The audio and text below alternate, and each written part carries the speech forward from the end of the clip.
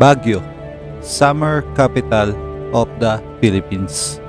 And the best way to get there is to ride the 4 wheels. Pero medyo mahal ang gas at toll fee from south. Bakit hindi natin subukan ang 3 wheels sa Baguio? At ang malaking tanong, pwede ba ang 3 wheels sa Baguio? Tara, adventures tayo!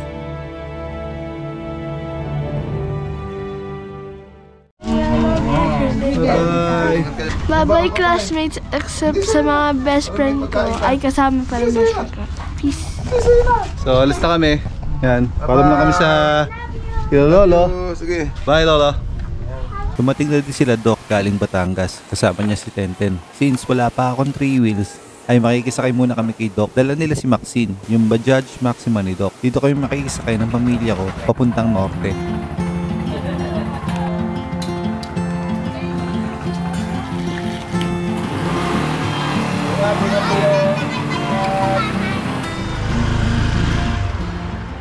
Silang bahay na tayo. Pagas muna na tayo. Ang unang pagas ng ating Bajaj Maxima patungo sa pinakatlo sa pinakamataas sa bundok sa Pilipinas. Unang full tank 363. Mag-aating gabi na din at pwede na kami dumaan sa Aguinaldo Highway. Ganitong oras lang naman kasi madalas pinapayagan ng mga LGU ang ganitong sasakyan kahit ito ay pang pribado.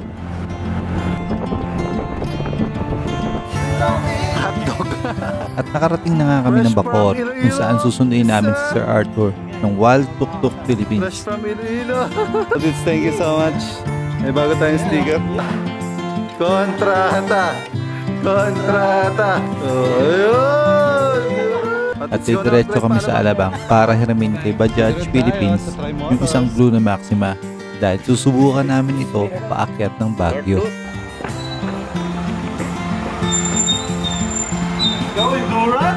Yes! Okay, tikit natin ating sticker dito sa ating blue na Maxima. And subscribe, lalo na ito, pinaka-OG. Yes, sir!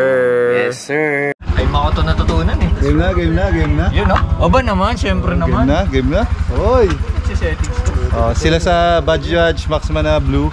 Kami dun sa Maxine na nasa. Sakto alas 12 na ng madaling araw. Kaya umalis na kami ng Tri Motors para dumiretso ng Maynila. Nagsimula kami sa Alabang patungo sa Las Piñas, Parañaque, Rojas Boulevard hanggang sa narating namin ang ilalim ng LRT patungong monumento. Isa ito sa pinakamahirap na kalsada dahil maraming LGU ang pinagbabawal ng 3 wheels. Kaya laging madaling araw ang daan namin sa mga kalsadang ito. Pero pag nakalagpas ka na ng Valenzuela ay dire-diretso na.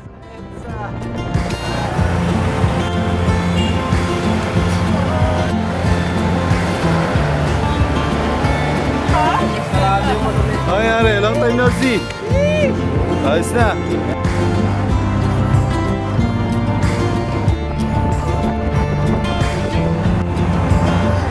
So yan, San Fernando, Pampanga na tayo. Yeah! Yan, nakasidok ko. Batangas hanggang San Fernando. Tibay. First long ride ni Maxine. Galay na. Pinsan! Diyan na si Pinsan. Yes, sir. Pinsan, mekos-mekos na Pinsan! Yay! Wala kang dalang jacket na makapal? Meron. Oy! Yung kalahati ng bag ko jacket eh. Isa tayong matapang na kasama, walang jacket na dala. Sino? Ayan. Seryoso ka? Oh, pero may hawak na ako.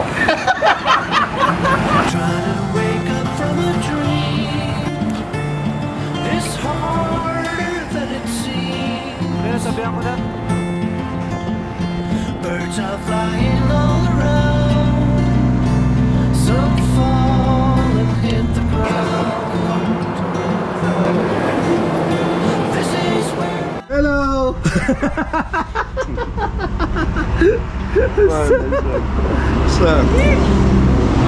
Dito na tayo ngayon sa Aramis Gears sa San Leonardo, Nueva Ecija para mang-kidnap ng tao.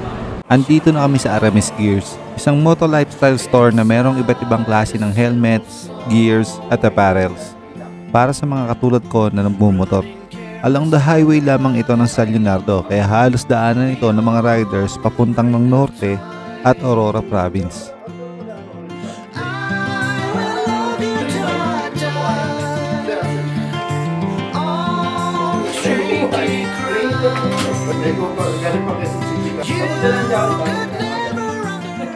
Ito ay pagmamayari ng kaibigan natin si James Padran at Jess. Dito din ay pinaghandaan nila kami ng breakfast. Kaya sobrang salamat talaga sa inyo.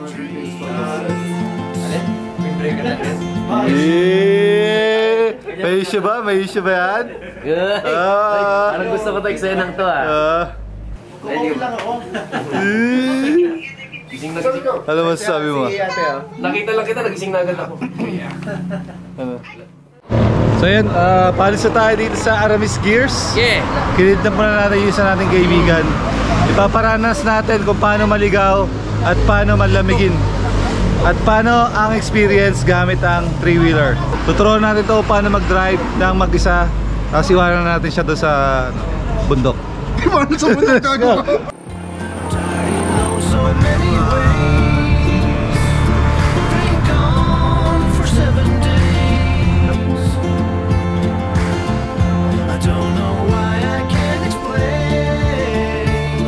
My heart delivers pain, and I got nothing more to say. I'm just bored in every way. Sleep muna tayo ng konti. Yan ang masarap yung nagka-travel ka tapos kasama ang pamilya mo. I swear to let you know I will love you till I die on shaky ground. 418 sa San Quintin.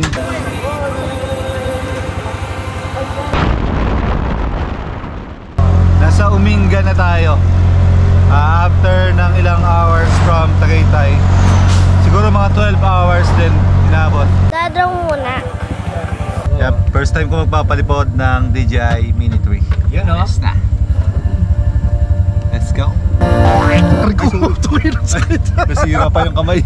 Take your time, fall in line someday. It's hard to win, hard to pin one day. I look out for you to soothe away the blues in your eyes.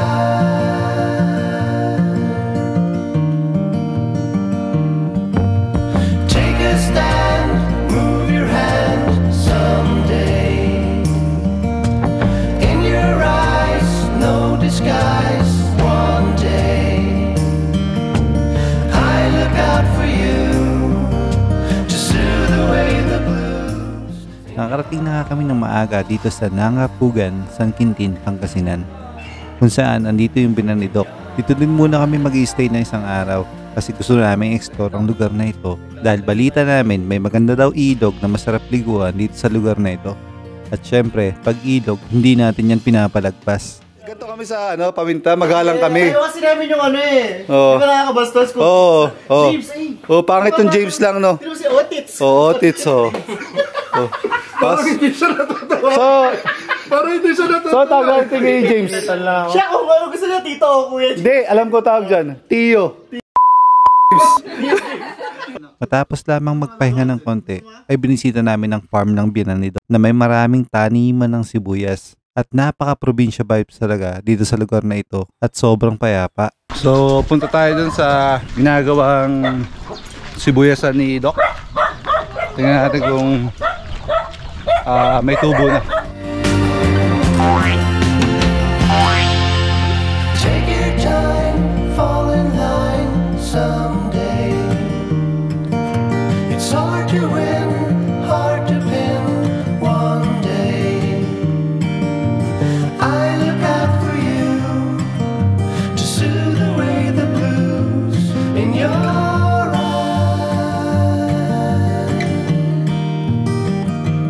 In your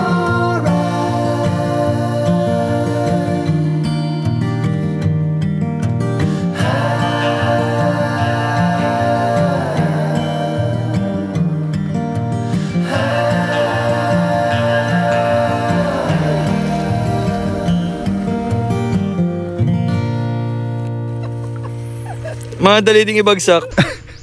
So, ito na yung So, ito na yung sibuyasan ni Doc. Yan, pinapatanim niya yung hektar-hektar yung lupa na yan. So kung gusto nyo mag-invest, i-message nyo lang si Doc.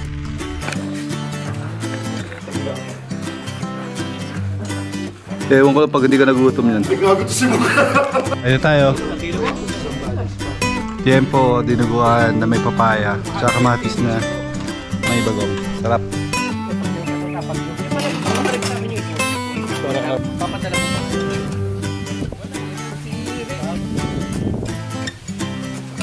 Kami kumain kami ng Okay, sige daw yung cellphone ko.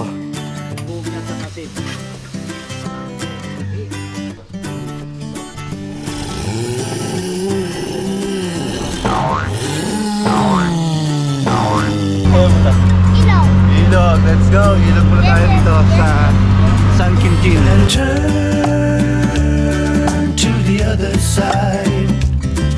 If you stay right here, I might move my head to your face. It's been a long and tiresome day. I've been waiting to come home and give you everything that I have. Now we could stay awake all night and have dinner in bed. Slowly watch as the sun rises, fall asleep instead. This is how it ought to be. Every day should be like a hovering cloud. When it's only you and me, no one else can bother us to step on our feet. Oh no, step on our feet.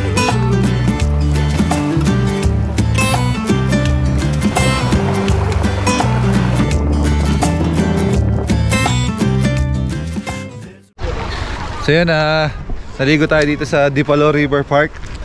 Malinaw yung ilog. Napakalawak ng ilog. Tapos perfect lalo sa mga bata at saka mga matatanda na gusto mag-relax tuwing Sabado Linggo, chill. Meron kang magandang view ng bundok. That leads to pain. If we go down it, there's a chance we won't make it back. We better move to the positive side. There's a reason why we still have each other to hold. Now we could stay awake all night and have dinner in bed. Slowly watch as the sun rises. Uy! James Wagi! Lapit mag-drive, marunong ka na? Hindi pa. At ayoko na, pre! Hindi, ikaw na mag-drive. Nagpalengke na, game na. Matapos namin magpalamig sa Dipalo River, ay nagkayayaan ng tropa magmerienda. Nandito kami ngayon sa pamilihang bayan ng San Quintin. Naghahanap lang kami ng mga pwedeng kainin at pwedeng dalhin dun sa Pinanidok. Siyempre pag nandito tayo, mas makikilala natin kung ano yung bayan ng San Quintin. Pag gusto mo lang sarap, punta ka ng palengke. Oh pare, Diba? Sir Arthur, kung gusto mo ng masarap, punta ka sa palengke. Oo, sa palengke. At para, James, kung gusto mo ng masarap, saan ka pupunta? Palengke, bro. Palengke. Kala ko Pegasus.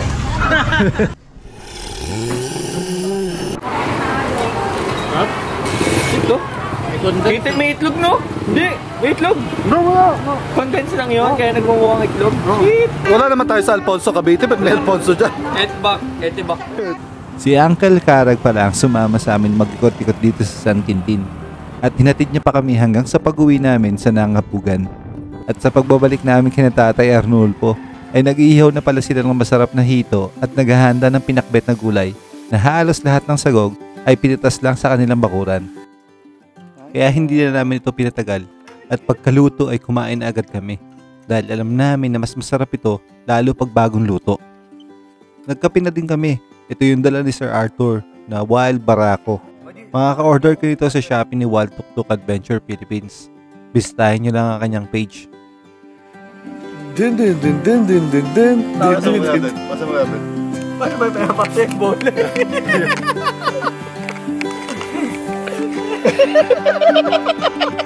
Lalo na. At bago matapos ang gabi, ay binigyan kami ng magandang aral na babaunan namin habang buhay ni Sir Arnulfo. Ang pamilya mo, yung trabaho mo, kailangan nakabalansi yan. Ikabalansi yan. Ang inano ko lang doon, huwag niyong pababayaan ang pamilya ninyo. Yun lang ang ano ko doon. Huwag niyong ano yung pamilya niyo, basta pamilya talaga. Morning, kakain na tayo ngayon dito sa San Quintin. Nagluto lang yung mga kaibigan natin at si Mami ng breakfast. Then, proceed tayo sa Baguio.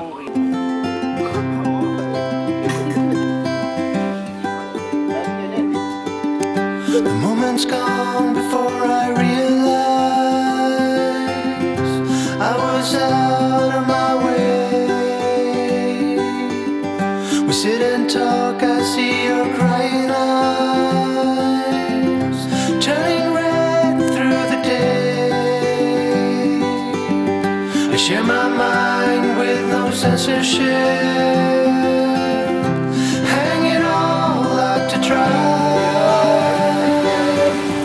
Teardrops hanging from your upper lip, clinging on, afraid to fly. Bye-bye.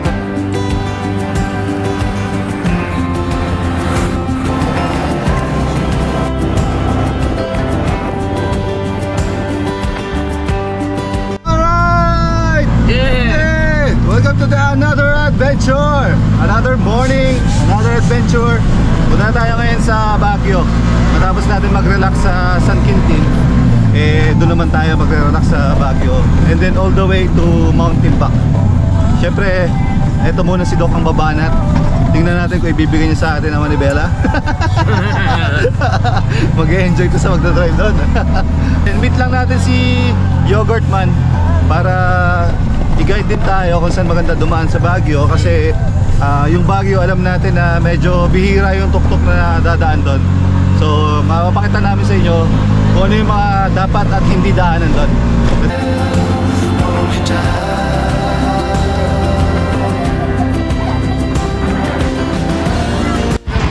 Naka-on radyo nyo? Oo. Hindi nagkakarinigan. Anong channel mo? No. Ha? Wala. Nasa Kapuso siya. Ano, Kapuso ka ba? Kapamilya ko eh. Naka-off. 11-2. Hello. Oh, yun nga, 11. Sabi sa'yo eh. Naka-off ka, paano ka magtatawag? Hindi. Iyon ko nga eh. After lamang ng isang oras from San Quintin, nandito na kami sa La Union. Hello. Saan na kayo? Ito yung importante na meron kayong radyo. Tapos dalawang tuktok yung gamit nyo. So isa mas kasi mas madali makipag-coordinate. Ano Dok? Anong nararamdaman mo at bakit na tayo ng Baguio? Mainit. Paano naman mainit? Ito yung suit niya. Oh. Naka-short, naka-sando. Pupunta sa 8 degrees Celsius. Tingnan natin kung anong reaction ni Doc bukas. So ayan, papasok na tayo ng Cannon Road dito sa may Baguio. Ganda pala dito. Ano? Usually kasi Marcos Highway ako maakyat, kaso commute lang. This is my first time driving pa Baguio sa Cannon Road on a tuk-tuk, personal tuk-tuk ko. Ayun sila, Doc. Sabi lang, ayun sila. Ayon sa mga lokal daw, mga lokal din daw lang yung pinapadaan nila dito sa Cannon. Mga residente pa. So far sa ngayon. May problema kami dito sa Cannon Road. Hindi kami pakitin. Hindi pa. Not sure. Not sure, wait lang. Pero tuk-tuk lokal. Tuk-tuk, mukha naman tayong lokal eh. Matapos namin pagdesisyonan, ay susubukan namin pumasok sa Cannon Road. Usually kasi, pag naka 3-wheeler ka, mukha naman kayong lokal. Lang dyan, yung kuhan, residente lang dito. Nanganganga din sila dito. Ay, video mo. Thank you. Kasama ko po yung nasa likod. Ito kasama po namin. So, pasok tayo sa Baguio. Ang lakas talaga nito! Dok, anong pakiramdam mo? Ito na talaga yung Cannon Road. Wala traffic. Cannon Road. To the other side. If you stay right. Tingnan natin kung gaano ka-scenic ang Cannon Road.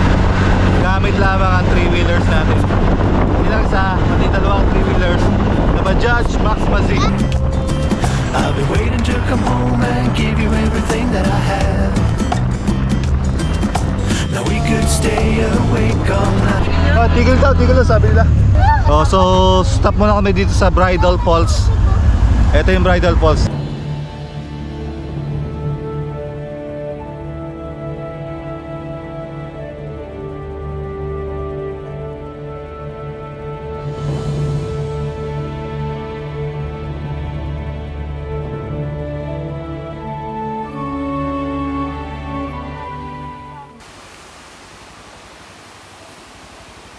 Try natin taburin itong hanging bridge papunta dun sa Bridal Falls.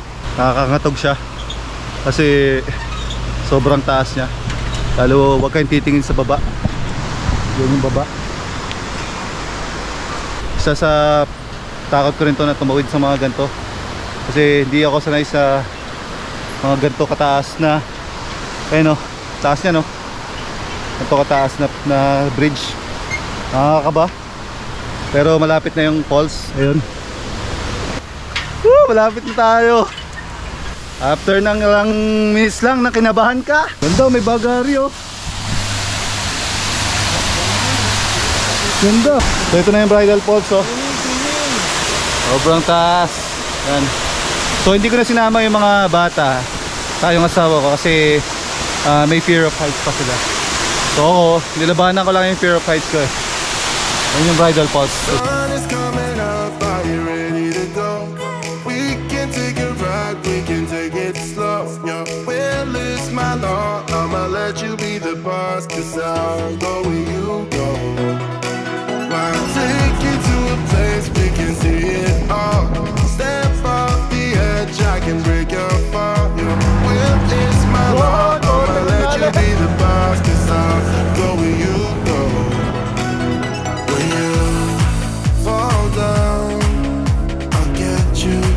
Again, the things you try are things that you won't regret. We are kings of the world, and tonight is our playground. We are kings of the world. Napakagandang Christmas special. Anywhere it's homebound, we are kings of the world, and tonight is Yogurt Man is here! Ito na, nandito na tayo sa, papunta na tayo line set. Sinalubong na tayo ni Yogurt Man. Si Yogurt Man, Joby Bitog. Ayun, Sir Joby Bitog. Si Sir Yogurt Man, isa rin nag-3 wheels dito sa Benguet. Tatlo na yung 3 wheels na gamit natin. Isang Bajaj RE, isang Bajaj Maxima, at isang Bajaj Maxima. So, yellow na lang yung kulang, watawat na ng Pilipinas, paakyat ng Baguio. Ayun o. Nabunot? Oo. Ayan, expert to Sir Arthur. Nakontent mo sa food trip eh. Wow, tits yan. Nasira yung mga Maxima yan, hindi ka ayusin. Oh, tits! Oh, tits! Oh, tits! Oh, tits! What's my name? What's my name? Oh, tits! Oh, tits! Oh, tits! Oh, tits! Oh, yan. Ayos na yung Bajaj RE ni Sir Joby. Tasa tayo ng Baguio.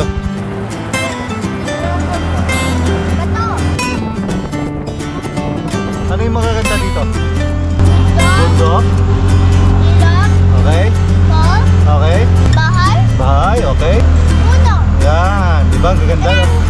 Oh, di ba? You better turn to the other side. If you stay right here, I might move my head to your face.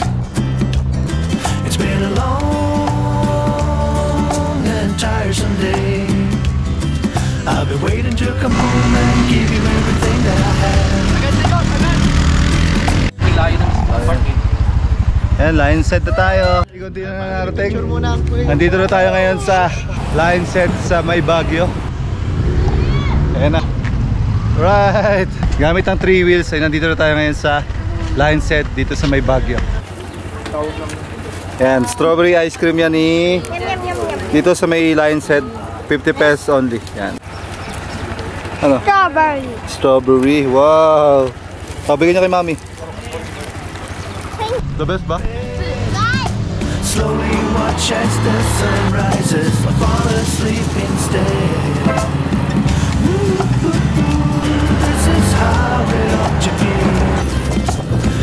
every day should be like a hovering cloud. Nakalagpas na tayo license. Yung pakiramdam namin dito parang medyo mainit pa rin. So, sakto lang yung suot dito. Yes. Kung makikita nyo, may pawis ako. Ibig sabihin, mainit talaga dito. Kaya tama-tama yung aking apparel sa ganitong adventure. So, yun ang una sa atin ngayon, si Sir Joby. Siya yung yogurt man dito sa Benguet. Then, nasa likod natin sila 10-10. So, ikaw ba yung pag-usap? Sir, magandang gabi po. Magandang hapon po. Po? Po, kasama po namin, ginagay po kami dito.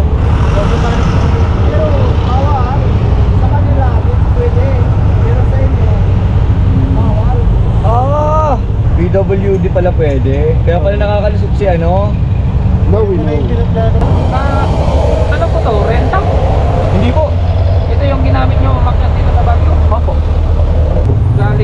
Galing po kaming south sa Batangas, Tagaytay, Cavite po. So ayun na nga, bawal ang tri-wheeler dito sa Baguio. At natikitan kami ng 500 pesos per tuk-tuk. Ang allowed lang ay yung tri-wheeler ni Sir Joby dahil siya ay PWD. Pero mabait naman yung mga pulis at hindi kinuha ang lisensya ng mga kaibigan ko. Bagkos ay pinicturan lang at yung kaibigan namin ni Sir Joby ang mag-aayos sa City Hall. Hindi talaga Baguio ang pakay namin. Sinubukan lang talaga namin dumaan at i-meet si Sir Yogurtman. Sana balang araw, maayos na mga LGU ang kategory ng ganitong sasakyan, lalo ito ay pang pribado at ang nasa rehistro ay light vehicle, kung saan halos kasing mahal na din ang sedan na sasakyan ang rehistro. At dito na muna natin puputulin ang kwento. Dahil sa susunod na araw, aakyatin natin ang pangatlo sa pinakamataas na peak sa Luzon gamit ang Bajaj Maxima Z. Tara, adventures tayo! Take your time, fall in line someday. It's hard to win, hard to pin one day. I look out for you to soothe away the blues in your eyes.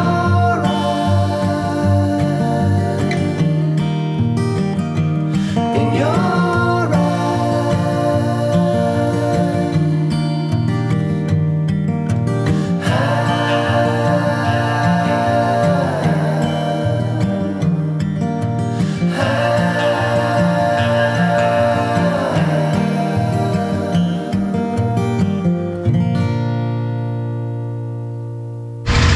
$476 ang gas natin dito sa from San Quintin to dito, nagpagas tayo. Yan, lagot ka. Rated PG ka na naman. Bajaj number 1. Yay!